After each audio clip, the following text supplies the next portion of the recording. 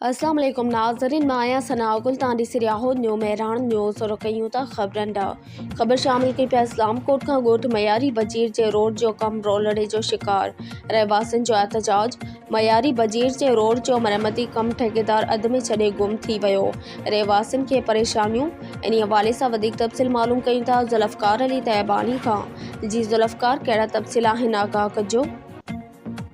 इस्लाम कोट 25 गोटन के मिलाईंदड़ मयारी बजीर जो रोड 3 सालन का कम मुकम्मल न थियण खिलाफ़ ठेकेदार दौलत वांकवाणी जे खिलाफ़ गोठाणन मयारी बजीर रोड बंद करे एहतजाज करे धरणु हणी वेही रहिया आहिनि। तक़रीबन 2 कलाक खां रोड ते नेटण उस में धरणु हणी वेठल आहिनि। गोठाणन जो चवणु आहे त असां 3 साल खां सरापा एहतजाज आहियूं, पर ठेकेदार जे कन ते जूं बि न चुरी आहे। गोठाणन इहो चयो त असां अॻु में एहतजाज कया, तॾहिं राणा साहब आयो ऐं MP राणा साहब आयो, उन यकीन ॾियारियो तव्हांजो रोड मुकमल थी वेंदो, पर उनखे तक़रीबन हाणे 6 खां 8 महीना थी विया आहिनि। वरी ठेकेदार वरियो न आहे, सिर्फ़ु पथर विछाए वियो हलियो आहे।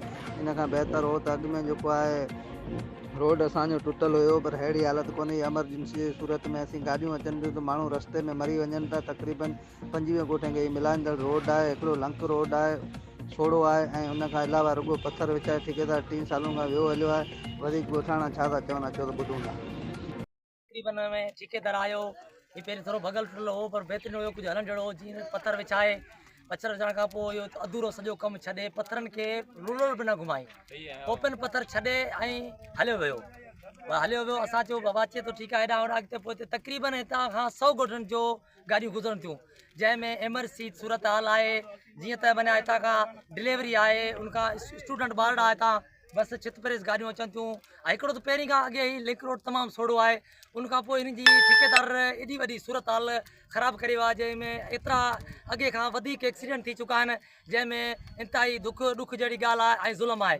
महिरबानी करे असां रिक्वेस्ट कयूं था त हिन रोड खे नज़रअंदाज़